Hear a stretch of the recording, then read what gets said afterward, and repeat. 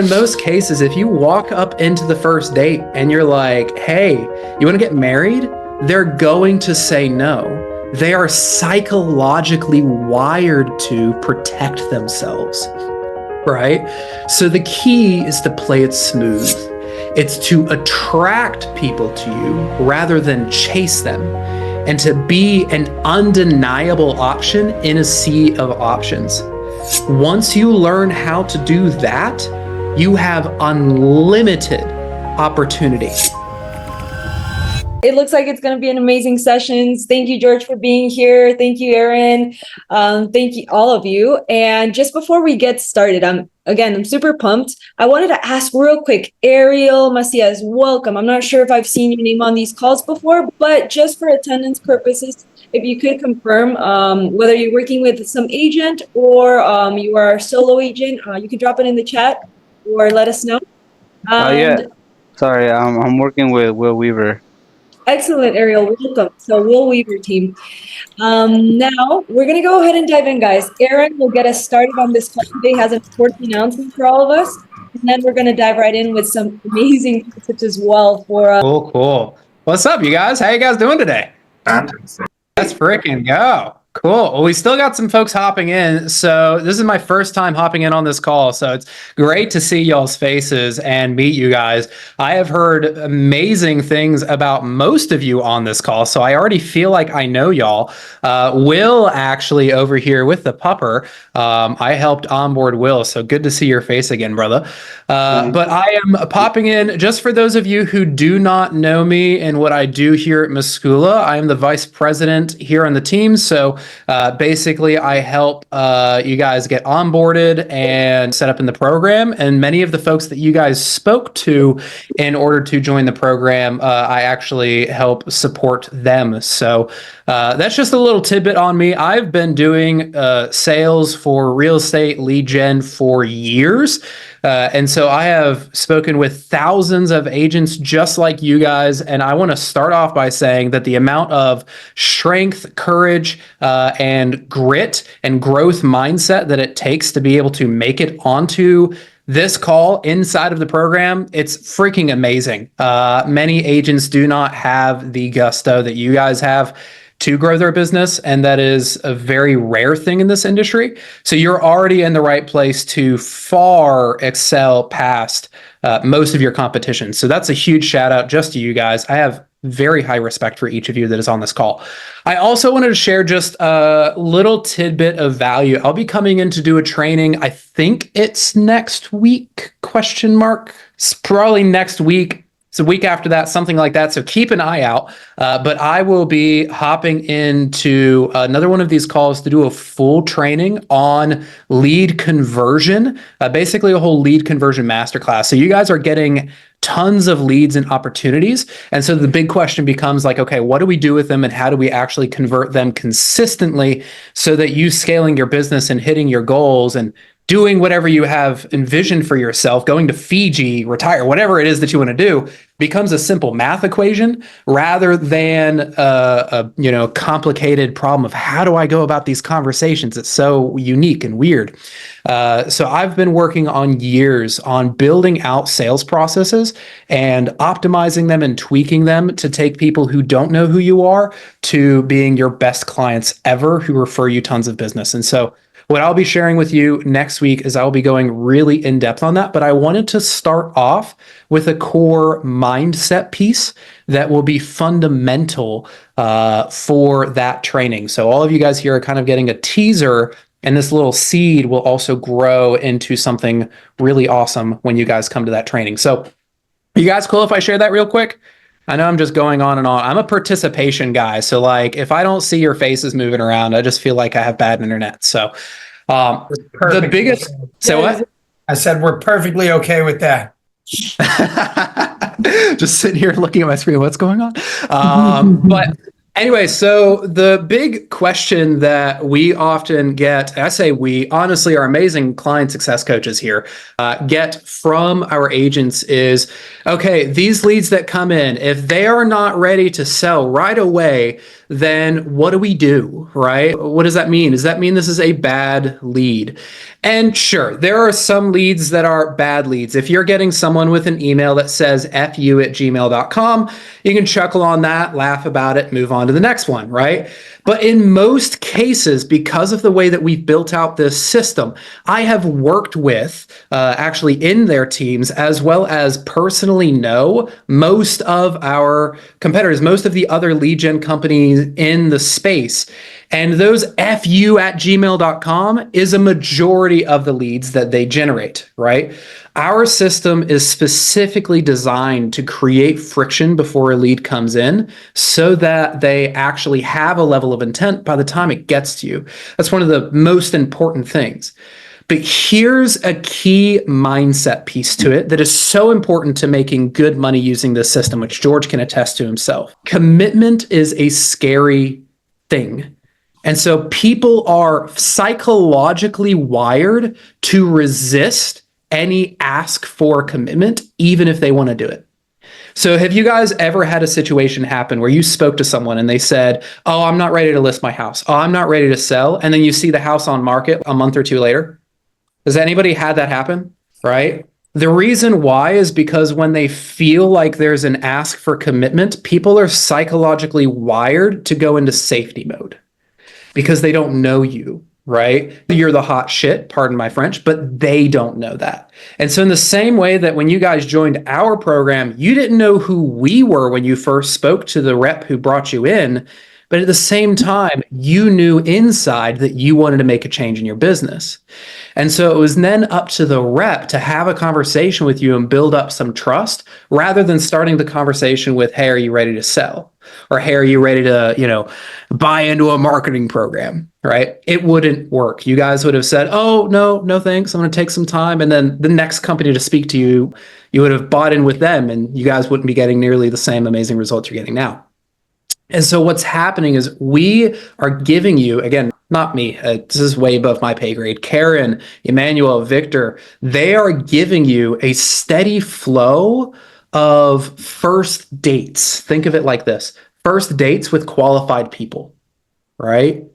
If you ask to marry them on the first date, of course they're going to tell you, I'm not interested. Exactly, right? They're going to be looking for the quickest way out, if you know what I mean.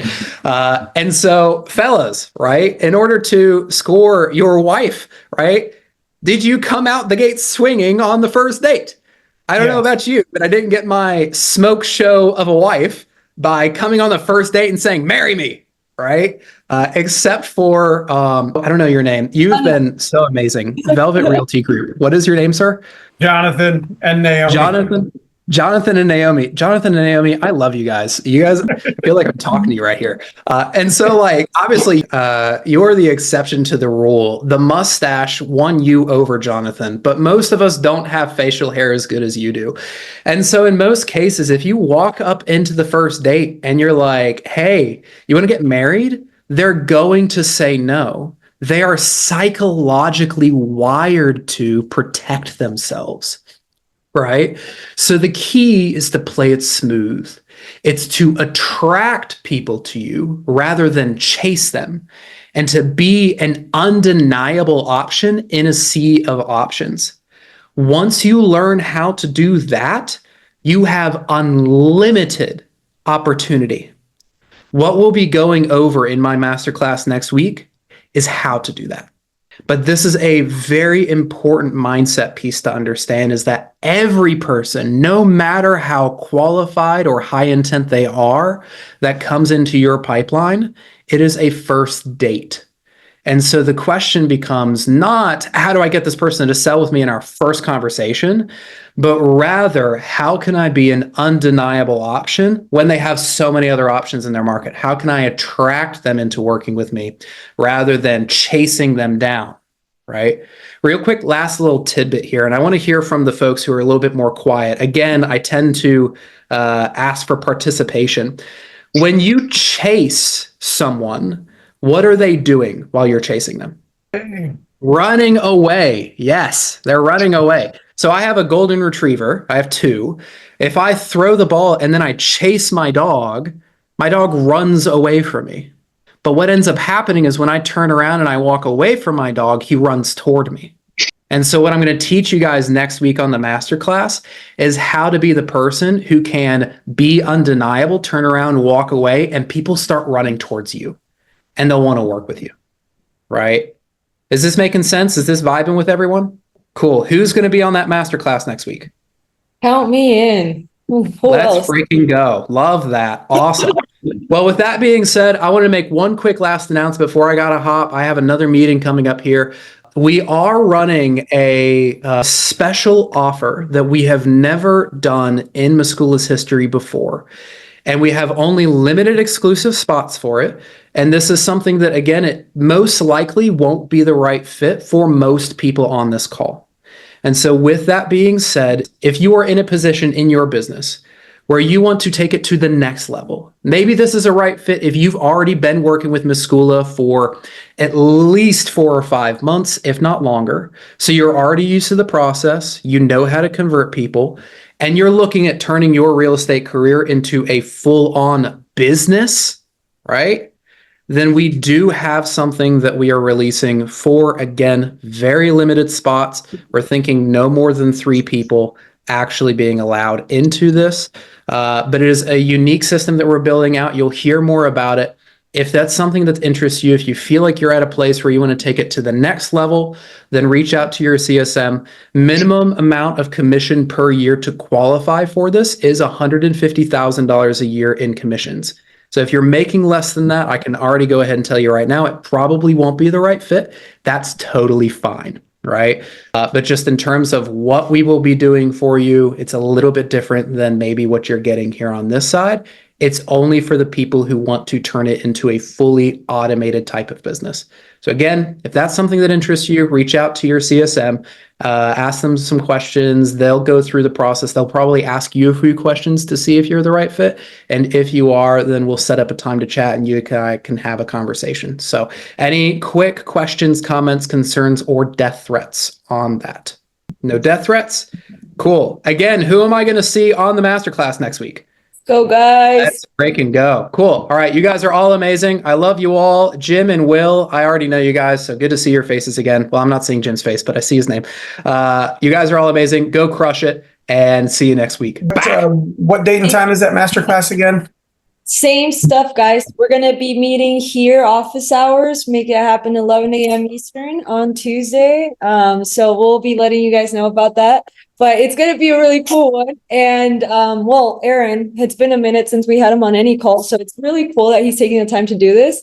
And we're going to dive in, guys. So for everybody here, I do see Jim, Milena, Ariel, Will, and Melissa, as well as Amber, Steph, and Kim Stewart in my dream team, Velvet Realty. So on today's call, guys, we have George. We have George joining us as well. You guys know George. He's your fellow agent, your fellow realtor here. And George, man, well, my respect and admiration for the way you do things, definitely. But today we have George sharing a lot of insight with us overall the process. You, like everyone listening to me right now, and George, who's also listening to me, are receiving leads, right? Are receiving leads from us. You guys are hopping on these coaching sessions. You guys are, having your CRM that we built for you, your landing page, so basically a lot of you guys have the same thing going on, like these leads, generating them, converting them. So what's the difference? What happens when someone is having this mastering of the process or having these results or going in, diving in? So we want to have George open up a little bit about his process, your process overall, George, and any tips you have for our fam here. Honestly, guys, I'm going to get cheesy a little bit, but on this call, just as the way we support each other and how we want to see you guys succeed, this is part of it. So George, thank you so much, man, for being open to sharing with us. And I'll let you go ahead and dive in as well on your process and things you want to share.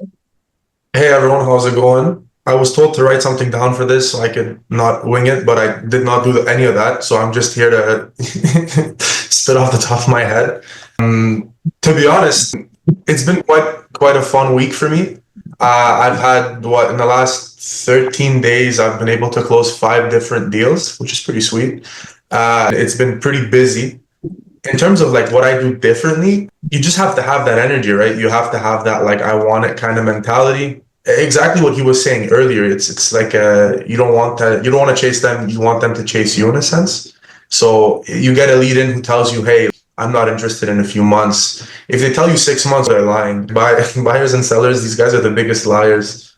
So you just kind of have to keep pursuing them and keep talking to them until they tell you, call me back in 6 months, you call them back in 3. They tell you to call me back in 3 months, you call them back in a month and a half. Because you never know when they flip that switch mentally and they go, no, you know what? I saw this house on Google and I really want to move. And they call the first realtor they see. But if you're the first realtor they see, then you're in business. Oh, I'm getting a phone call. Decline. So it's really about how you talk to people and how you go about persuading them to want to work with you, right? It's a dance. It's a back and forth where you want to tell them, hey, you know what? I'm doing you the favor. You want to show the value initially, right? Because everyone nowadays thinks a real estate agent is a glorified guy who opens a door and gets you a key and gets paid to do nothing. It's not because we're not doing anything. It's because we're not marketing it correctly, right? You have to show them the value that you bring to the table from the start for them to understand, like, oh, okay, this is my guy. Like, this is the guy I want. And I do that in a few different ways. Thank you, Victor. I try. And you just have to basically like try to be as available as possible to them. Yesterday, my client texted me at 11:30 at night, freaking out about like some nonsense, right? Instead of thinking like, oh, it's not a business day, I'm not going to answer her. I answered her right away, made sure she was okay. She's like, oh, I'm so happy you're able to calm me down at 11, because 11 p.m. she's going to overthink the whole night. You just kind of have to be there and be able to take care of them emotionally. You become like honestly, you're just like a grown babysitter for people buying and selling houses, tending to all their needs and different issues they have, and they're crying and they're doing different things. So you're just there to help them out in every way. Does anyone have any questions for me? Anything that I could like kind of help out with or give my input on or anything like that? I feel like that'd be fun. I definitely want to. Oh, please ask me a question. Please, Emmanuel. Oh man, I know we're gonna have a few more hands up, but specifically, George, I just kind of want to know this, man, because I'm gonna take a fraction of the call that we just had a few days ago on Thursday.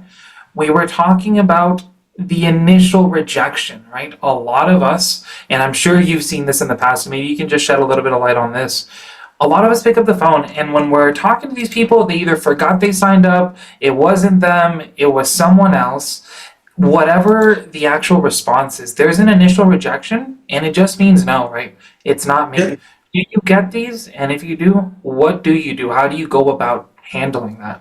Yeah. Like I had this one lady, we're currently putting like an offer in tomorrow for her house. And the first interaction I ever had with her was like, who are you? I never did this.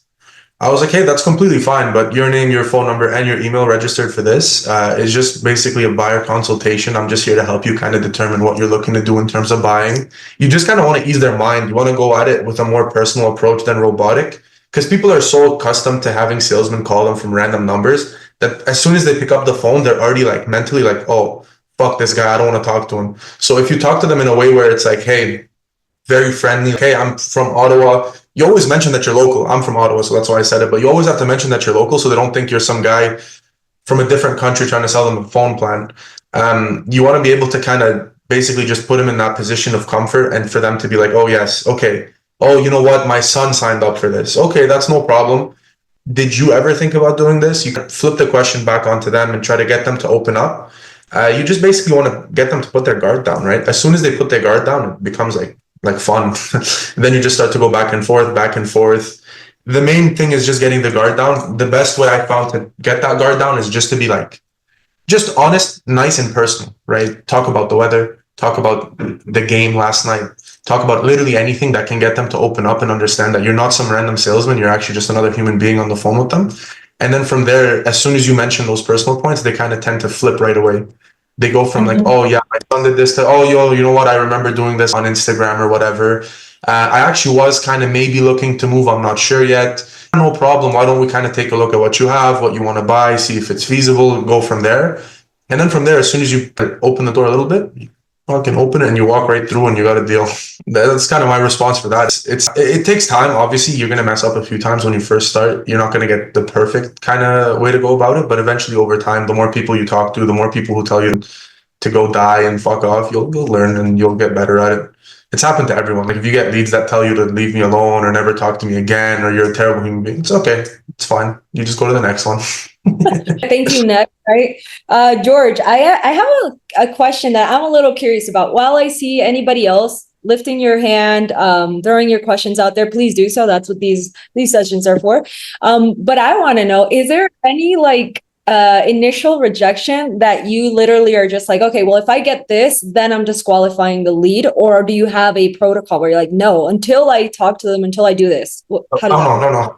There's no disqualification. I will call you until you tell me what your situation is, and I will determine what the business is going to be. Unless you're like beyond upside down in your house and you're losing 150 grand, where I'm worried about you not paying me commission, then I'll be like, okay, but other than that, like, no, there isn't one that doesn't make, my family member just died. I understand. That's fine. Maybe we can reschedule this for a week and a half from now. Like, when you feel better, we can have a chat. There's no such thing as disqualifying someone, because the person you disqualify will end up doing something and it's not going to be with you. And you just missed out on a commission check of like 10, 15,000 just because you were like, oh, I don't want to push the limit or press the buttons. You just do it and you go from there.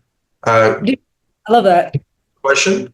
I have a follow-up question, but Kim has a question, so I'll hear from Kim. I just I wanted to know like what kind of cadence you do for your follow-ups. Like I have a couple and I'll call twice a week. I'll call in the morning and the evening to see what's better. I haven't found like a time that I've gotten a lot of pickups, but how often do you follow up with them if they don't pick up? And then like, is there a better time that you feel like works best? That's a great question. Thank you for asking it. So what I would do is most of the time, whenever they don't pick up, I try to make my calls in the morning, because I'll be honest with you guys, I hate doing my calls, but I still have to do them, right? I feel like everyone hates doing their calls in the morning where you have to sit there and dial a bunch of different people, but it's the only way we're going to make money. So we kind of have to do it. If they don't answer me in the morning, I tend to go after work. So usually people get home at, like, let's say they finish work at 5. I give them till 6. And then at 6 o'clock, they're either watching TV or they're chilling. You can just give them a call then. I find they're most likely to answer then. And then from there, you can kind of break the barrier because they're already done work. Mentally, they're kind of like, I want to relax. Yes, it's more difficult to convert them in the evening because they're mentally checked out in a sense. They've had a long day of work. But if you're able to get to the phone with them and you're able to say the things that you're supposed to say correctly, 9 times out of 10, it will work. And how often do I follow up? It depends on the kind of lead that I get. So if they don't answer, I'll follow up with them every day for a week until they do answer. And if they don't answer after a full week, I'll put them on an email and a text message through CRM there, which it'll text them and stuff. Just as long as I keep it more, as long as my number is the one that pops up asking about real estate, it's best like that, just so they remember who's the person messaging them, who's the person doing this, who's the person doing that, and it's always going to fall back on me. Does that make sense? I feel like I spoke really fast there. I'm from Jersey, so I was following. Thank you. Hey, George. So just to recap for the group in the chat here, you said if a lead doesn't answer the first week, you'll be calling them every day for 1 week. I'll call them I'll ruin their life until they answer. I will call you every single day until you give me your business. Yeah, for 1 week. Then I'm like, okay. Then I'll chill out a little bit and then send it up on follow-ups and like text messages and emails. But for the first 7 days, good luck. Your phone is getting blown up. It works. I promise it works. It sounds crazy, but it works. Some people won't answer for the first 4 days. Yeah, there you go. I'll ruin your life for a week. Thanks for signing up. Exactly. I've got a quick question about the people saying that, I'm not selling, I just want the value. We're getting a lot of that lately. What do you say specifically to that? You just kind of, you embrace that approach at the beginning. I want the value. Okay, then what I do is I pull up how much they bought it for first to see how much they're up on their house, right? If someone calls me and they bought this, for me, I've been dealing a lot with townhouses, which has been like super bumping value in my area. So they were buying these in like 5-6 years ago at 300,000. They're worth 600 a piece now. So you look at them and you go, okay, you just want the value. That's no problem. I know what the value they bought it for, and I know the difference. So you look at it and you go, there's a $300,000 profit in it for you. And you kind of just pitch it that way, right? So you go, why would you not want to capitalize on your investment? And then you brush their ego by saying, oh, you're a very smart, savvy real estate investor for picking it up at this time. Why don't we flip you into something bigger that's going to make you more money in the future, kind of thing. And then you play the market game, like, oh, the market's down right now because we're through the winter market's kind of slower. You're able to get there's less buyers out there, so you're going to get more top dollar for your house, and there's less houses for sale, so you can negotiate more on the other end. And then that's how I find I've been able to flip them. Because right now my conversion in November is the highest it's ever been, to be honest with you. And it's pretty surprising because November, December, as everyone knows, If you're a real estate agent, you're going on vacation. And everyone's thinking about Christmas. Everyone blew all their down payment money on Christmas gifts and Fiji trips and Aruba trips. So Right. yeah, so yeah. And then, yeah, that's kind of what I do when they ask, oh, I just want the value. No problem. You give them the value. And then you do, if they hang up right away, you follow up in a week, say, hey, how's that value sitting with you? Does it make sense? Is it something you could see your house selling for? One thing is never overvalue them to try to get them, because you're going to have to be the guy that calls them when their house doesn't sell because it's 30 grand above asking, telling them, hey, I have to drop your price. And they're going to be like, well, you told me this from the start, kind of thing. That is the worst phone call you can make, because you lose all credibility right away. If you overvalue their house, you're going to look like the biggest ass. It's worth 650 and you can only get them 620. They're going to be like, well, you told me 650. And then you're just like, oh, sorry. That's fair. We've got a couple of people that, we're like, this is what it's worth. Well, then they say, well, I need this much in order to pay the mortgage off and be able to move into something else. We actually just had one, Emmanuel and I were talking about it a couple minutes ago on our call. It was, we got the listing, but I told him, I was like, the home's probably not going to sell for this. Comparable homes are selling for $40,000, $50,000 less. But if this is the number that you need, I'll put it here. But after a month or so, we need to start revisiting options and seeing what else. And we ended up renting the house for less than their mortgage. But at least, I told him, I said, look, at least for right now, for the next year, you're not paying the whole mortgage plus utilities. You got somebody else paying at least part of your mortgage and utilities. You're building equity. In a year, we can revisit this. That's the best way to go about it, because I did the same thing. I had a house for sale that was 60 G's overpriced and it wasn't moving. I mentioned it maybe a month or two ago on the call, and I ended up renting it. And I told the guy, in the summer, we're going to explore selling it, because, summer peak is most expensive market. We'll start looking in April, May to see what its comparables are being listed up for. And then you kind of revisited them. Because you gave them a solution, they're going to be your client forever. So you renting it out, it might not be immediate money, but over time, it'll come back tenfold in a sense, because you weren't the greedy salesman who pushed them to sell, but actually gave them a creative solution to kind of avoid, losing money per month. So they value that a lot. People won't say it, but they do, in terms of hey, this guy really went above and beyond. He was supposed to make X amount of money on this deal, but didn't because I wanted to rent it. They're like, this is a person who doesn't care about the money and wants to make sure that I'm happy and I'm okay. So well done. That's the best way you can go about a house that's not selling in that market. Victor's had his hand up for a while here. What's up, Victor? Oh, not even more. I totally forgot. Well, I'm doing other things. Yeah, I got you.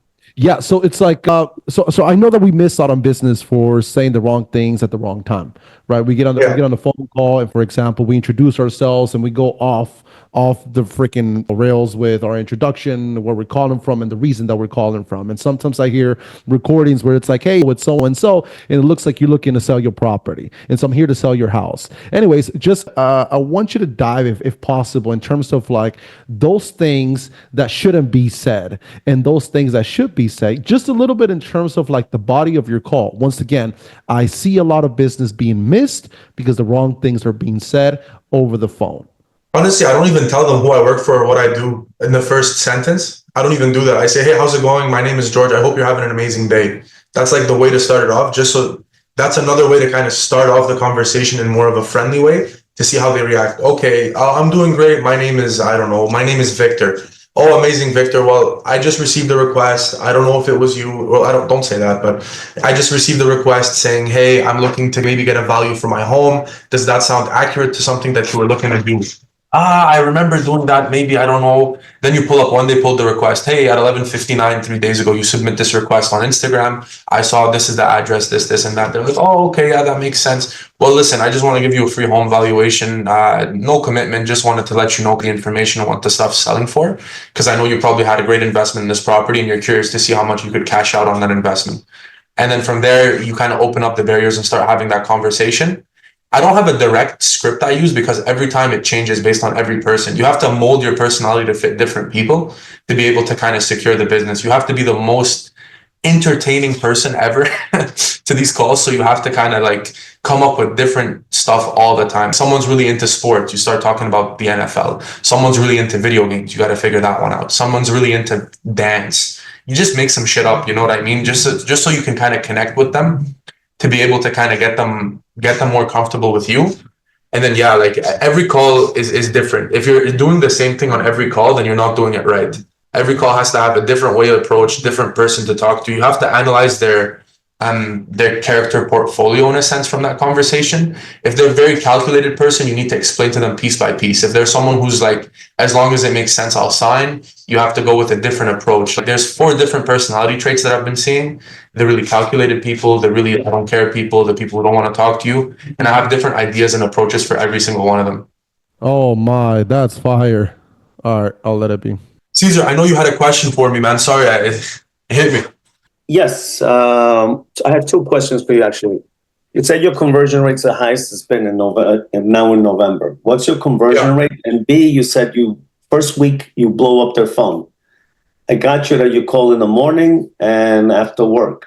Are there any more calls going on in between, or your average then? I'm gathering it's 14 calls. What do you give me an idea? Yeah, basically, 14 calls. 14 calls is what I'm doing if a person doesn't answer me throughout the whole week. It could be less until they answer. But usually what I do is I have on my calendar between 9 o'clock and 11 o'clock, I have a brick of my calendar that's closed off, and it's a green brick that says make money. So between 9 and 11, I'm doing a bunch of different phone calls. And I'm just calling every single lead I have in my system that hasn't answered, that hasn't done this, that hasn't done that, until they pick up. If they don't pick up, then I have another break between 6 and like 6:30, 6:45. Because honestly, at 6 o'clock, I don't feel like doing this again, but I still have to. So I don't allocate as much time to it, and I give them a shout again. In terms of like, hey, maybe they're at home now, they're willing to answer, maybe something like that. In terms of my conversion rate, I don't have the exact number for you, but I've been able to convert leads like this in the last 13 days. I've had 5 closings happen, and within this has all been I've worked on this for the last 30 days. So from the month of October, November, I've done 5 deals, and I've made I think almost 90 grand in GIC that's coming out at the beginning of the year next year. So it's been crazy busy on my but yeah, I don't know, these people are all excited now. Before Christmas, I've been getting people who are saying like, oh, I want to get in before Christmas, or oh, let me make this before Christmas so I can enjoy the holidays and move in the beginning of the year. I'm like, okay, I can do that. You're saying that your conversion rate's the highest it's been in quite a while, correct? In November specifically. Okay. From November last year to this year. What do you attribute that to, do you think? What do you think has made the difference? My boy Emmanuel.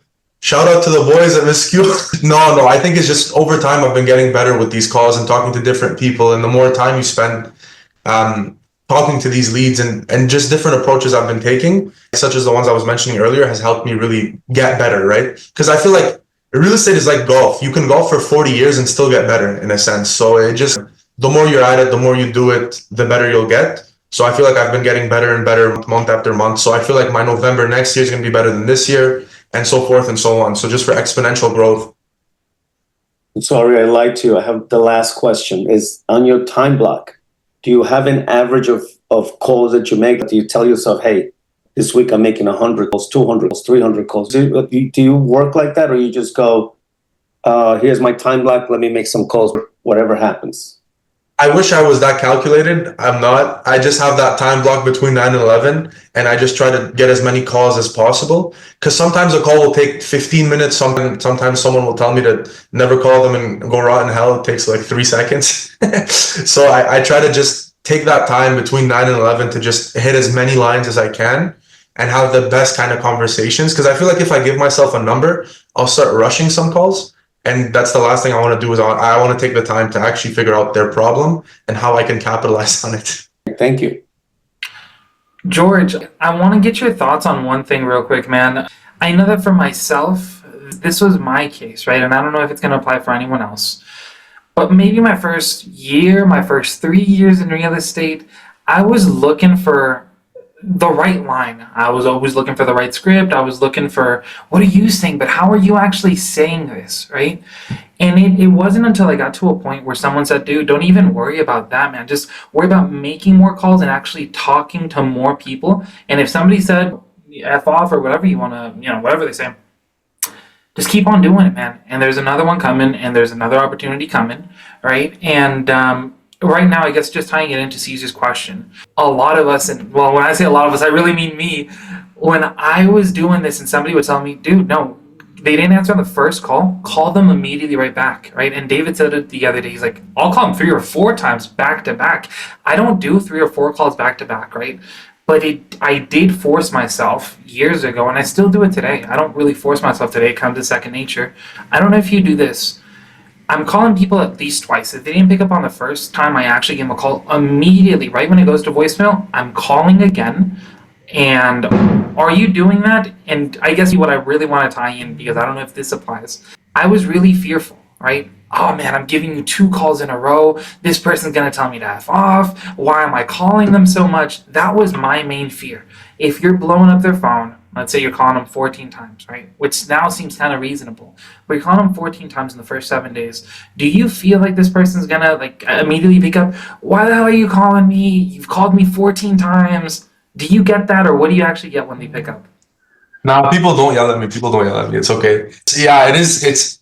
You have to ditch the mindset of fear of people answering, because who cares? They don't know who you are. Like, if they tell you vile things on the phone for calling them too much, for you, it's like, okay, you're a number in my system. I don't care, right? They're not, it's like, it doesn't matter, right? Call them, ditch the fear factor that you may have in your head, saying like, oh, I don't want to call these people. What if they get upset with me? What if they do this? As soon as you get you get over that, and you get rid of that fear of like, oh, I don't want these people to be annoyed, then you're going to start realizing that it's a lot easier, because fear is what really, really, really, really, really limits you, right? You can't be scared to make the calls. You can't be scared to respond.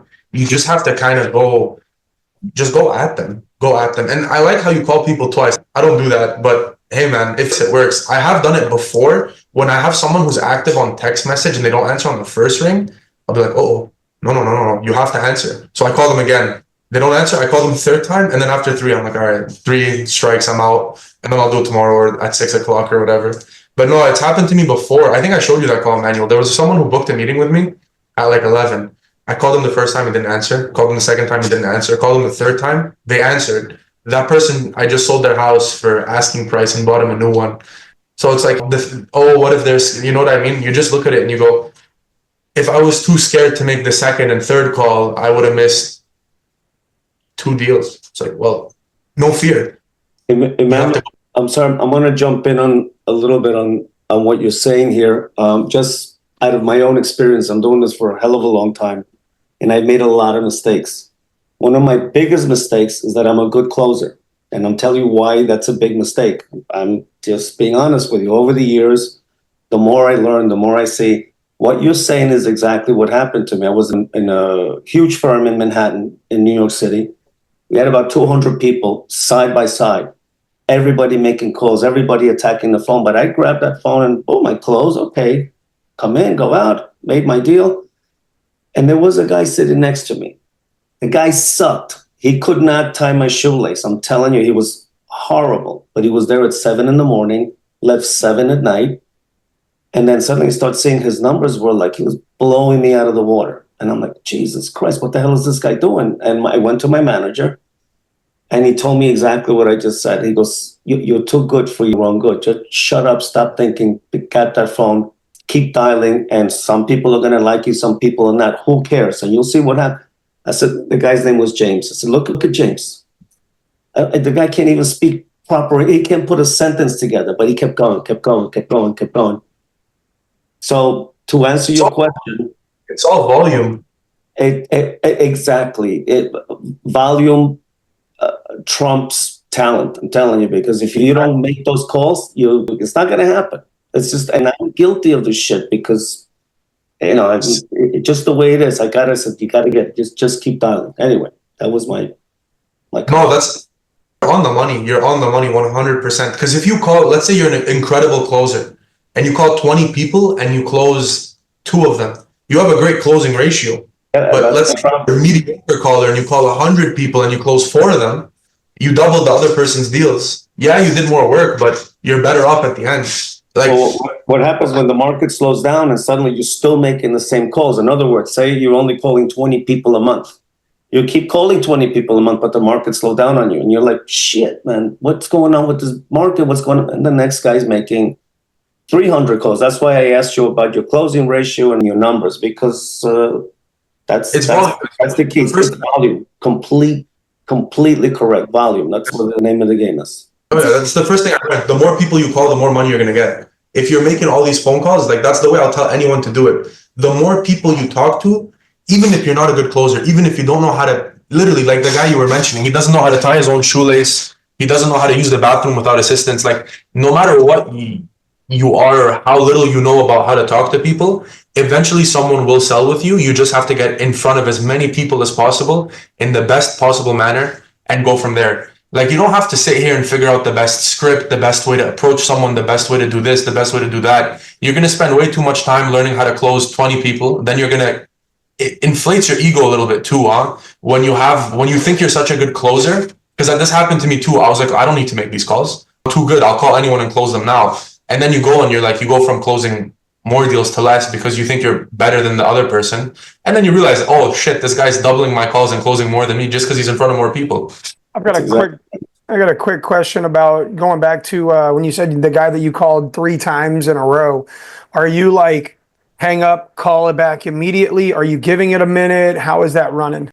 I would hit the little decline button on the Meskula app and I'd click the number right away. It would ring out. I'd decline it, hit the number right away. Eventually he answered. He's like, hello, who is this? I'm like, I'm your 11 o'clock meeting. And then he goes, oh, I forgot about that. I'm like, okay, perfect. Let's have a chat. And then we just went from there. And then I booked an in-person appointment 3 days later. I went over there, talked to him. He wanted a reasonable number for his house. Sold it in 3 weeks, bought him a new house that upgraded. He went and I said, see, you should have answered me from the first ring. That's what I told him when he closed. I said, you should have answered me from the first ring.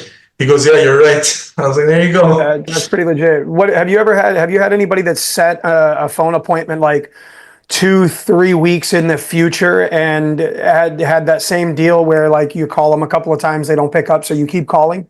Honestly, anyone who sets an appointment that's not in the same week or within 7 days, I put them as lead value lower, because if you need that much time to talk to me, then you're probably not as serious as I thought you were. Doesn't mean I'm not going to destroy your phone with phone calls, but I'll call them a week before. So let's say it's 3 weeks from now. I'll call them 1 week before, 2 weeks before, and then I'll text them the same day of the appointment kind of thing.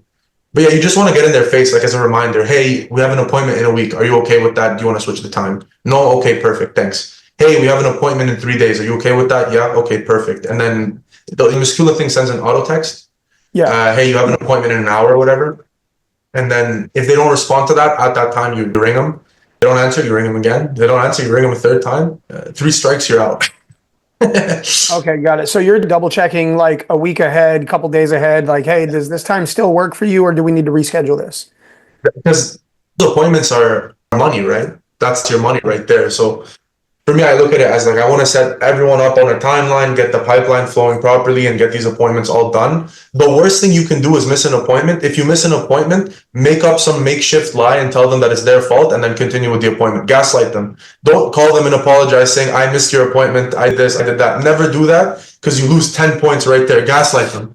Say, oh, well, we had an appointment for now. They're like, oh, well, so the system said this. I'm like, I guess there must have been a scheduling error. I apologize. Let's have our appointment now. I've done that before, and I'm not gonna lie to you, it works. You have to gaslight them. Right. That's an approach. And Naomi's over there like, dude, well, this is amazing. I feel like somebody's hand was also going back up, but I don't want to miss it. So if there was any questions, anything you guys want to know, feel free to ask me anything. I'm curious. I'm happy to interact with people. This is a lot of fun. This is the time, guys. This is the time. I don't usually gaslight on the manual says, but missing appointments is not recommended. Indeed. Don't miss your appointments. Not recommended. Since you like to talk, so I have a question. When you get your leads, right? Like, for instance, I'm into this a little over, I think it's just about a month now. The leads come in and I'm waiting for the appointment. Do you call those leads right away, or do you wait till they make you? Because I'm a very antsy person, and I'm like, well, I got to call these people. So what do you? Yeah, I like to call them right away. If they come in without an appointment, like, because I'll get the little notification or whatever, new sign up on my email, and I look through the file. Like, I open the email, see their name, where they live, the property, if it's worth calling them right away, if there's money to be made in it. If it's like solid, yeah, no problem. Give them a ring right away. Even if it says 12 months, I don't look at the time frame, because the time frame is always now. You just kind of determine their ideal property, see what it is, get like just a bunch of quick information on it. Like, I'll Google the address, see what area it's in, kind of get that, call them right away. And then when you call them there and then, they're going to go, oh shit, this guy's serious. He already knows my property, where I live, what kind of, and then you ask them some hey, how many bathrooms, just some simple stuff, just to kind of keep a conversation going. And then from there, you say, hey, do you have some time? Maybe we can book a 10, 15-minute phone call. We can discuss an idea, something like that. And then from there, unless they're available there and then, you ask them, do you have 10 minutes now? If yes, then you just have the meeting on the go. I've had these meetings in the most outrageous places. Like I've been out at night sometimes. I've been in different things. Goggles, or I'll step out of anything to call a client that seems serious. Like it doesn't matter. At Costco, I was at Costco once. I was like, oh, cool. Walking through the aisles of Costco, having a chat with this person. Doesn't matter because they don't know what you're doing. They don't care. As long as you give them the right information, you're good to go. So if you have the time, just you'd ring them. Yeah. Whenever, like if I were to get, let's say like tonight, I'm sitting, I don't know, playing Call of Duty and I see an appointment pop up for a person at like 9 p.m. They're actively on the thing. I'm like, okay, perfect. I'm just going to give them a ring there and then and see what they want, kind of figure out what their main thought process is, what they want to do, if they're actually someone who's going to be doing something now, if it's going to be something in the future, and then you can maneuver them correctly in your CRM based on that. There's a great question for you, George, as well. So Stephanie in the chat saying, how do you stay in touch with people who aren't ready? Had a good call today for a 4 million plus property, but the time isn't right yet. I want to impress, follow up in the best way possible to stay top of mind. 4 million. Crazy. That's a good commission check. Good for you. Here's what I would do. Depending, did they mention what their follow-up time frame was? Like maybe in a year or something like that? So it was, it's Stephanie, by the way. So it was the husband that I spoke to. I finally got him on the phone. He always was like kind of like dodging me around. And I finally got him when he was in the car and he was able to talk to me for a little longer. And he says he is, at first, he said, oh, I don't want to sell. I just want to know the value. Then, it came out he does want to sell. The wife doesn't want to sell yet, or she's not ready. And he said, give me the information. When the time comes, I want to have the information to reach out. And I feel like with those type of people, it's important to like now impress them with whatever CMA I send them or whatever like marketing material. And then just to constantly like stay top of mind to not lose out on that. Oh, well, that's fire. That's fire. You're in a perfect position. Here's exactly how I'd follow up with them. I'd follow up with him with information from his area. So anyone who sold near him, anything that went up for sale nearby, because if this guy's in a $4 million property, he's one busy person, right? He's not sitting at home looking at like realtor websites and stuff like that. He's out there money, and he wants his agent to basically be able to take care of things for him. So if you're there giving him all the best information of what's in his area, hey, a house 3 blocks down sold for, I don't know, $4.5 million. This guy just listed at $3.9 million. Just wanted to let you know this information to keep that into consideration. People really appreciate that stuff. So if you're able to kind of hit them with like, here's some news for your area. I'm working for you. Like I'm helping you with this. So you don't have to worry about this whole real estate thing and you can keep working on your business. You always have to follow up with some kind of news. You can't just follow up and say, hey, how's your day going? Because I'm like, what the fuck do you want? You have to follow up with like some important information like, hey, how's it going? It's George. We spoke not too long ago. I know you asked me for a property valuation, but I know we talked about it at 4 million. I just wanted to let you know, just so you're staying in the loop. You don't see this somewhere else before I mention it to you. You have a property that just went up for sale 2 blocks down at $3.5 million. It won't affect our property prices. I already looked into it. It's a little bit smaller. It's not as nice. Your property is better. So this re-solidifies our asking at $4 million. And just like that, you can kind of keep them like on the hook in a sense, on that like fishing hook. You're getting them closer and closer and closer and closer until they bite, and then you're good to go. I think that's the best way to follow up. It shows the most amount of value from you as an agent, and it shows that personal client relationship. Like, hey, you're not another number to me. You're an actual person. Deep down, they are a number because money, but they don't have to know that. Dude, Thank you. I really like how blunt. Go ahead. Yeah. It was me, Victor. I know you're mentioning mindset and best practices, George, which I love it because that is basically the fundamentals. It's just key in this business, especially with lead genning. And I would love for you to perhaps double down. See what I'm thinking here, Colin. Double down on those things specifically. So check this out. I know that many agents, perhaps let's say out of 10 agents, they have experience with those 10 out of experience with sphere of influence and referral-based leads. That's where they come from, and expect the same thing to happen with internet leads, right? There's some sort of expectation, and so they want to engage the conversations as such. But I want you to go ahead and dive into that a little bit, because I know there's a difference, and we all know there's a difference between lead genning and also sphere of influence and referral-based leads. Based leads are lead gen leads. It's crazy. Space of influence and people who refer you business and stuff like that is someone who's already looking to do something and they were recommended you. They're like, okay, they already have these expectations from someone else. Like, hey, this guy helped me with my house. He was pretty solid. Go talk to him. So when you have that initial conversation with them, you just have to once again show them the value. Lead gen leads are so much more difficult because you're basically taking someone that doesn't want to talk to you, that doesn't even want to be in that presence. Like, hey, I don't care who you are, you're a salesman. I don't want to talk to you. I'm too busy for this and I'm thinking of selling my house, and you're converting them. If you're able to, if you think you're a closer because you're able to convert a bunch of referrals and influence leads like from your circle, I have some bad news. If you're able to go out there and crush some leads who literally have never heard of you, who signed up on a Google ad or a Facebook ad that doesn't have your face or your name on it and it just says some information, that's what makes you a real closer. The mindset behind it is you know you're going into a more difficult scenario and you have to be sharp. There's a crazy book about this. It's called The Way of the Wolf, okay? I live and die by this book. It's written by Jordan Belfort, The Wolf of Wall Street. I've written that book 3 times. It basically runs you through all the it's not going to teach you how to be a good salesman, but it gives you ideas. If you need help kind of understanding and getting more tactical with your sales approaches, please read that book. It's so good. It's so good. It makes you sell ice to an Eskimo. You read that thing. What's the name of the book again, please? The Way of the Wolf. The Way of the Wolf? Yeah. It's written by The Wolf of Wall Street. I don't know if you guys have watched that movie, but that's my that's the best movie in my life. If I'm sad, I watch that movie. If I'm happy, I watch that movie. That movie is the greatest movie that's ever existed. Not because of the drugs and the stealing from people, but because of the sales. Because of the sales, not the aspects before you guys think I'm a crazy person, but the sales. Because there's no such thing as that feeling you get after closing a deal and knowing you're about to make a stupid amount of money, as opposed to someone else who's working and you know what I mean? Like, it just puts you in a different bracket. A lot of people tell you like, oh, real estate is not as tough. Anyone who's in real estate, you guys are crazy. You guys are crazy. You have to know that you're crazy. You're taking a job where you have no guaranteed salary. You have nothing. You have no stability, nothing. And you're just out here trying to make it work. You have to be kind of crazy to get into this industry, and you have to embrace that shit. Because look at I have a bunch of friends my age who are like, oh, I work as a software engineer and I make like $150,000 a year. I have benefits. I have this. I have that.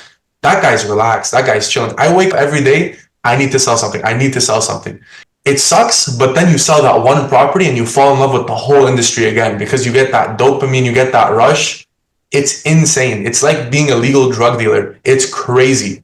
And it's a license to print money. Like, genuinely, it's a license to print money. You can make more money than anyone you know. You have no limitations, no caps. You can work on your own time. Everyone here is a real estate agent, so you guys are all kind of crazy in a good way, though. You're crazy good, I would say. Yeah. George, this has been freaking amazing. We're 2 minutes out from basically clocking out. So if anybody does have that last minute question, guys, before we hop off, we want to make more of these sessions happen. It was such a good call. We really appreciate it. Thank you. I'm just backing up Stephanie here in the chat. So yes, we are about to hop off. Is there anybody that wants to say anything lastly or have a last minute question before we do so today? Great. No, Exactly. no question. Just want to thank you, George. You have great energy, man. Thank you. I appreciate it. I hope I helped. I literally, if one person some positive from my talking here, I'd be happy. You know, I'm just here to make sure everyone is as crazy as me about real estate. No, but it is best industry. It is the best industry, hands down. Nothing beats this kind of fucking industry. You have too much money. You have too much fun out and about. and it's 10 out of 10. If you do this right, you're gonna have a very, very happy life. It might be stressful, you might get some gray hairs, but it's worth it. That'll happen one way or another, right? Life gets stressful, gray hairs come in, come out. So, I mean, it's amazing that we get to bond over this, all of us here. And I want to say thank you, Caesar. Thank you, Kim. Thank you, George. Everybody who was participating, your energy made this call happen. So really appreciate it. And we'll be hopping off. I want to remind everybody that on your CRM, the thing you hop on every day to make some calls, there's a little feedback tab at the left bottom corner, and we want to hear about anything you have to say about us and how we can improve and what you're loving, what you're not, so we can make it all happen. So beautiful. We're gonna hop off now, and thank you guys so much. Have a happy Tuesday. I know Emmanuel and George, you got your little feedback going on. So everybody else, thank you so much, and thanks George again for being here. George, Thank what you guys. company are you with? I have my own company. You have your It's own called company? Yeah. That's dope. Thank you. Amazing. You're real too. Let's go, guys. I appreciate it. Go out there and crush it, team. You guys are gonna kill it. We all gonna make some money. We're gonna take a Meskula trip to like Cancun or something and have a crazy time. I'll see you there. We actually are. We'll tell you more about it in the future, guys. But for now, thanks for joining. Love it. Let's go. Thank you, guys. George, man. Thank you so much for joining us today as well. And how were you? How'd you feel? That was fun, man. That was fun.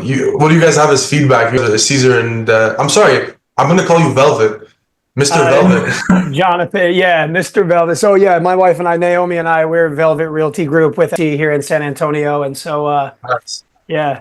No, honestly, first time I do something like this. I hope I wasn't talking too much. You know, you guys actually got some decent information out of it.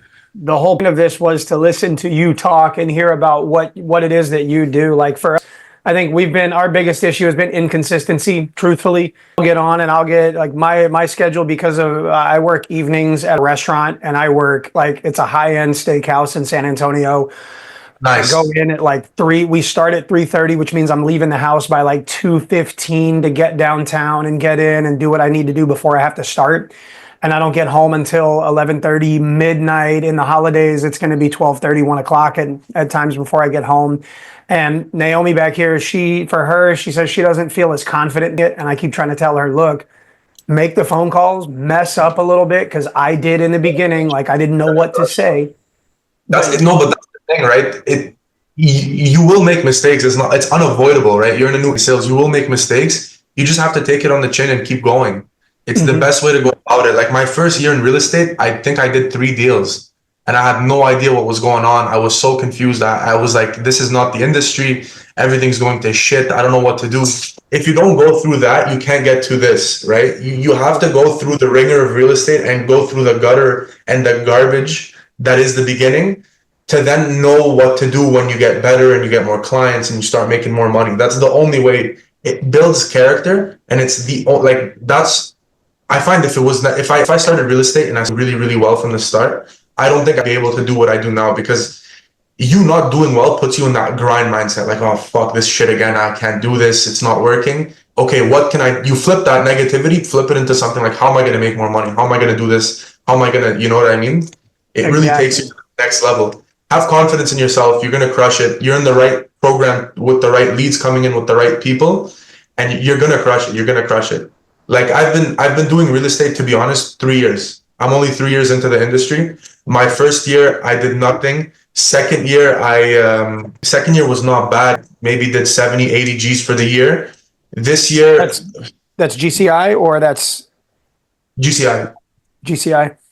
Yeah, which like 70, 80, I was like, okay, this is good. This isn't what I signed up for. I signed up for like 6, 7 figure, 6 to 7 figure kind of industry. You know what I mean? So I really bunkered down at the beginning of this year, took a whole different approach to things, started working it the way I wanted to work it. And like in the last 12 days, I've almost made 6 figures. So it really takes you into perspective. Like, yes, it comes with luck. Yes, it comes with something special. I'm just some kid from a suburban Canada fucking around. But you hit it hard. And that's really the biggest thing, is that you have to get it hard. Yeah, you just have to full send it. Like you have to just go for it. If you don't mind me, one little bit of, if you heard what I said before, and I'm doing this for way longer than 3 years, almost 30. Don't think of what am I doing right or what am I doing wrong. Just do it. Forget about the nonsense around you. If your heart in the right place, think about your family, think about your husband, and just say, okay, today I'm doing this, and the experience will come because this is the way it is. No, we're not getting paid by the hour. It will come. I mean, you can't. Like my wife and I, we have the same scenario. She's more laid back. She's beautiful at doing searches for me. I'm the mouthpiece. I'm the sales guy. I run around and I'm trying to correct my flaws to get better. My flaws are I'm not following up as much, but I am very aggressive. Well, my wife is not. So when we use each other. If I'm ladies, older ladies, that needs to be a little less, she goes in, she de-ices them because she's got a beautiful, nice, big smile, great demeanor that it seems you have that.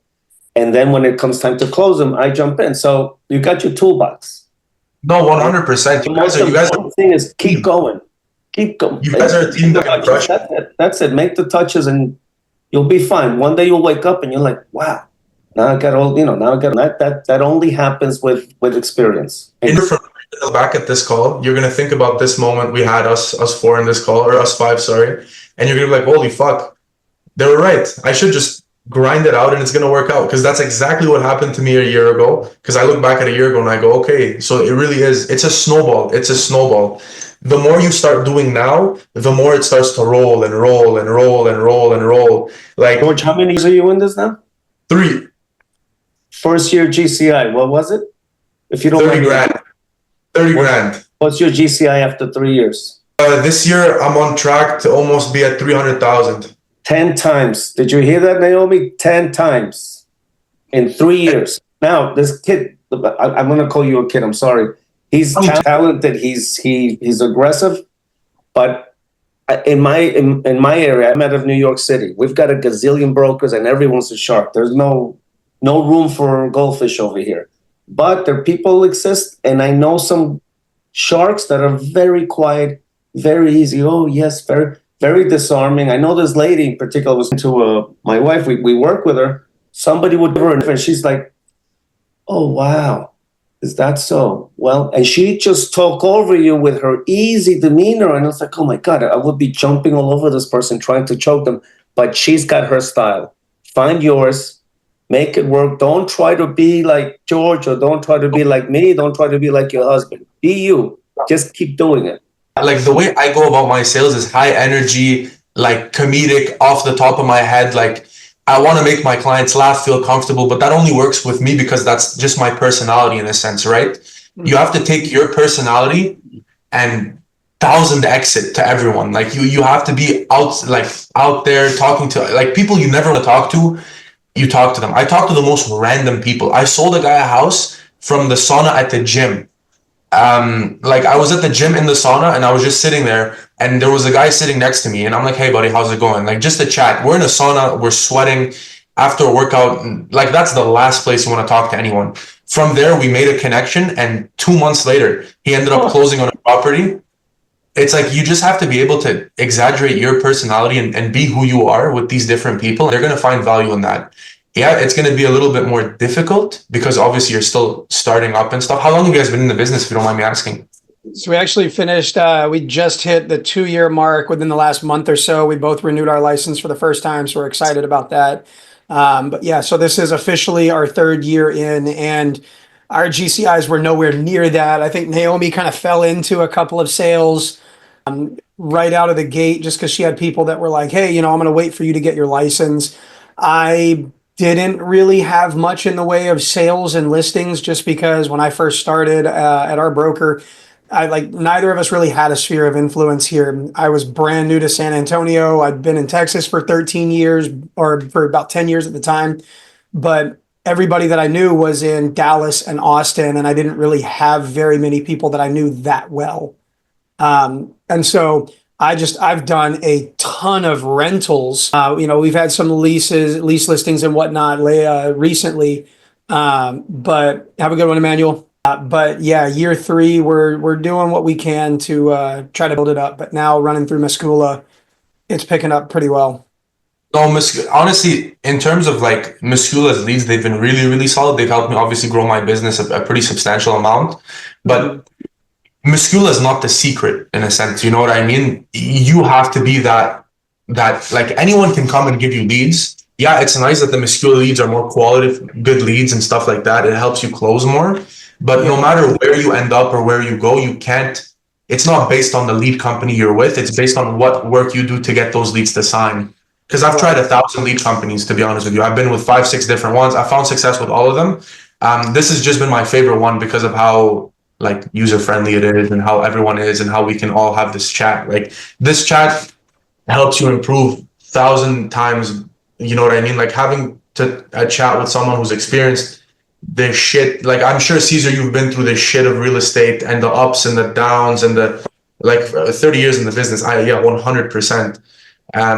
It's just the community is what's really cool. If you're able to pick that up and kind of start learning and understanding from how different people maneuver on things, it helps you get better. Like, it's night and day difference. Like as soon as you talk to someone who's a little bit more advanced, who knows a little bit more, gives you some recommendations, some ideas, what they're working on, it helps you create your own path.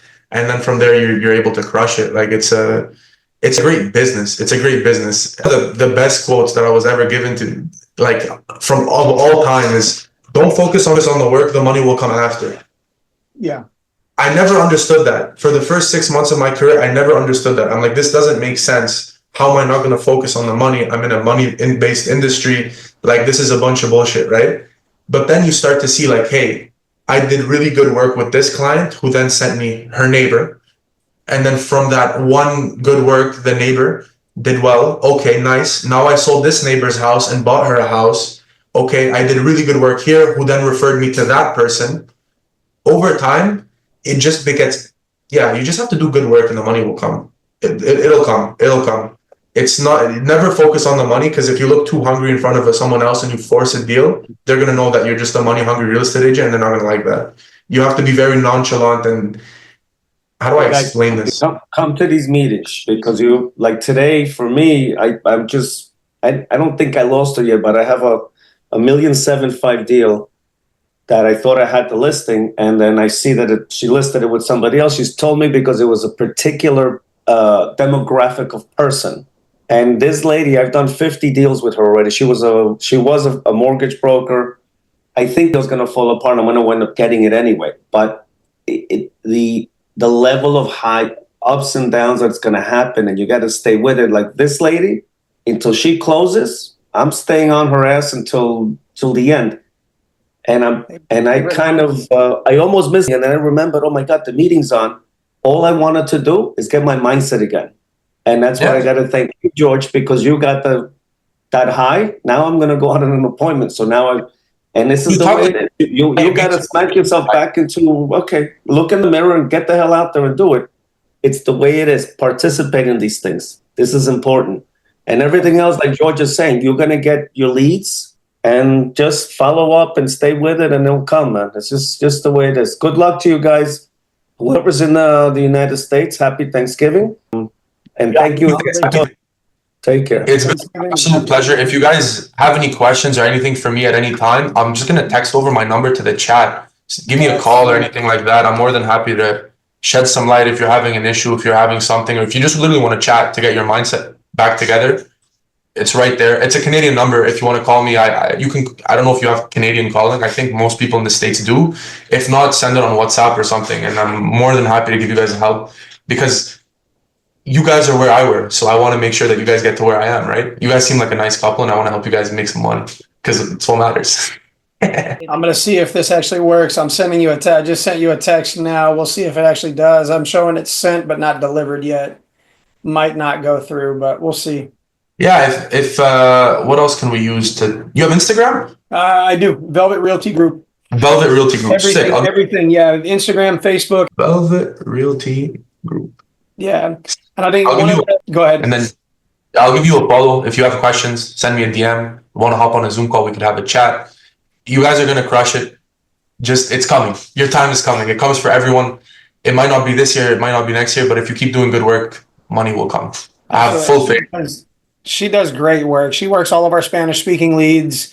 Anybody that comes in. And what's funny is she's worked a couple where they've sent 3 or 4 or 5 referrals from that. We've been having trouble converting a lot of them just because, brand new to the US, don't have credit scores, don't have everything that they need. I don't know if you guys find a shady mortgage broker. That'll help you out. So we might actually need some of that. We actually I have these guys, like in Canada, we're getting a lot of people from the Middle East who don't exist on paper. And I'll tell you a little secret. I have this guy who takes 1% of every 100,000 he gets them, and it's all fraud. It can't trace back to me because I'm not the mortgage broker, but a deal's a deal.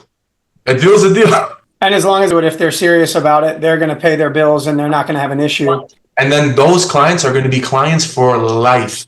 If you're able to get them a house when no one else is. That is true. I wish you could have. I'm not advising, I'm not condoning activities, but if it happens and I'm unaware of it. We have a couple. Look, at the end of the day, you brought me an approval letter and you got a mortgage to buy the house. That's all that matters. We've actually got a couple of people that could benefit from that. I don't, the lender that you have, would he be able to do something in US or no?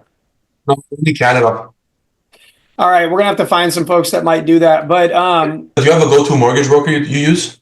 Yes. Couple of them. Talk to him, see if he knows anyone, ask around, like, hey, I know you do the things by the book. Like, I found mine through one of my mortgage brokers. He wasn't able to get me an approval. He's like, yo, I know this guy who's able to hook it up. And I just found him from there. Hey, man. We just did a real estate conference this week with Tom Ferry. And part of it was one of the sponsors was this group called Angel AI. It does so they have a mortgage lender that's part of it. I think it's like SunWest Mortgage, but inside of this AI deal, you can have your clients apply with SunWest. But it also has like a credit fix option or a credit repair option where it will set them up with the AI bot and the AI will give them what they need to help with credit repair. So if you guys don't have that or haven't looked into it, I would definitely recommend checking that out. I'm gonna write that down. And George, can you send me your number again? Yeah, it's in the chat. I'll retype it. And out to you. It shows delivered, so I don't know if you got that. Yeah, I did. I just got it. 512-573-9553. That is me, my man. Beautiful. Well, it's been an absolute pleasure. Oh, look at the dog, so cute. We're gonna let's get this.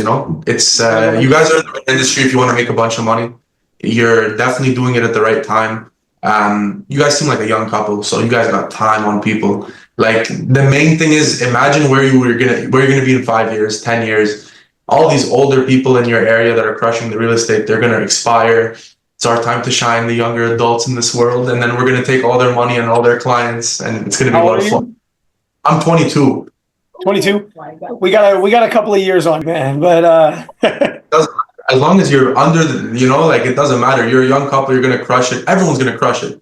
Everyone's gonna crush it. You guys have a crazy support system. You have someone to do it with, which is sick. You guys are working together, which is really nice.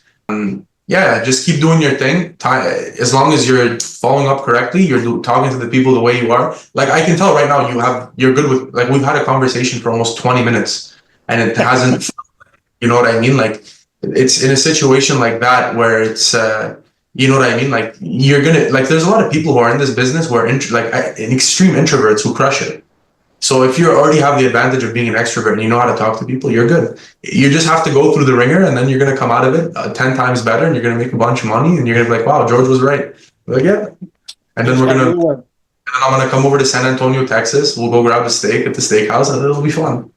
Come on down. Yeah, I'll actually get to go and eat at my job instead of be working at my job. That's the goal, is I want to be able to once a week and go to my restaurant and spend a ridiculous amount of money and it not matter. It's the best feeling. It's the best feeling. You go out I go out to the club because I'm, single and I don't advise you to do that. Don't do that. We're past clubbing. We go to bed at like 9 o'clock at night. By 9, she's tired. And she's like, I don't want to go dancing anymore. Let's just cuddle and watch a movie. It's done. Yeah. Oh, it's that you have the right goals. Nice dinners, have fun. That's the way it's done. My way of work is completely unorthodox and it makes no sense, but it's because I'm young and I say, fuck it. I'm like usually awake till 2, wake up at 8 and listen and repeat. Wow.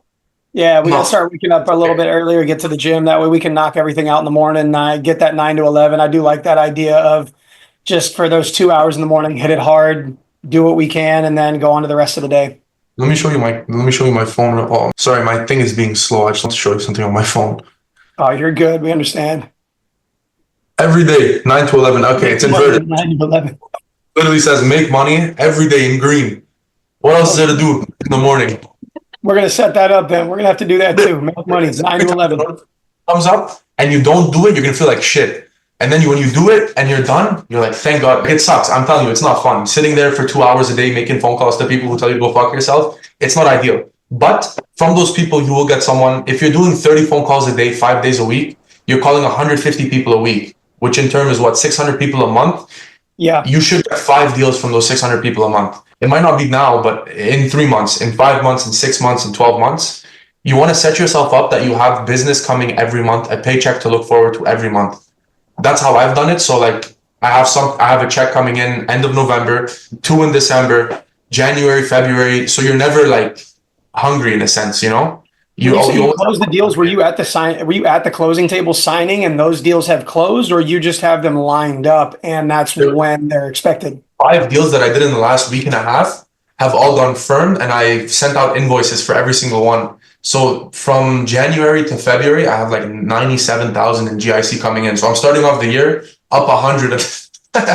Jesus Christ. You don't get paid. So for us here, we get paid at the closing table. Like it's done just automatically. For me, it doesn't happen. So what we do here is, let's say a deal goes firm, you waive your conditions. I have then the day of closing is when the transaction happens. So let's say we're closing in February, the day of closing is that transaction. But we signed conditions now. My people are legally bound to sell their house and they're legally bound to buy it. So my job's done. Contract. No, but our contract is firm. Like there's no change in contract that can happen from, it's different here. It's different. It's weird. Fair enough. Okay. Yeah. I was like, cause I'm like, once you go under contract here, like here in Texas, once you go under contract, it could still 30, 45 days to close. You still have some negotiation, a little bit of wiggle room for the option period. So what we do is we submit a buyer, we submit an offer, it gets accepted. We have a 7-day conditional period. After that period is done, the deal is done. There's no changing, there's no nothing. And you're legally bound to purchase this property. If not, you get sued. Heard. Okay. Yeah, that can still happen here. I mean, you can still technically back out, terminate the contract. You lose your earnest money here, but technically you are bound to it. If you contract, you can be sued for specific performance. Exactly. So from now, like as soon as my deal is firm, on my listing website, it shows sold. Possession is going to be in February. So let's say I have 2 deals, one on the 21st and one on the 28th that are closing. So on the 21st, I should receive my money for that 2 to 3 weeks after in the mail. Same concept on the 28th. So you just have them set up like that. That's dope, man. Hell yeah. Congratulations, brother. It helps me financially plan. Yeah, to know how I'm coming in. It doesn't help you financially. Which city do you work in? Sorry? Which city do you work in? Ottawa, Ontario in Canada. I'm in Canada too. Which city do you work in? Ottawa. Oh, you're in Ottawa. Okay. Yeah. And I'm in Guelph. Oh, there you go. That's not far. Kitchener-Waterloo. Yeah. I do have to step away. I have a listing appointment at 1. I have to run. It's been an absolute pleasure. And have a great rest of your day, everyone. It was honestly, this was a lot of fun. So take it easy and keep crushing it. You as well, George. We'll talk to you soon, brother. All right. Bye-bye.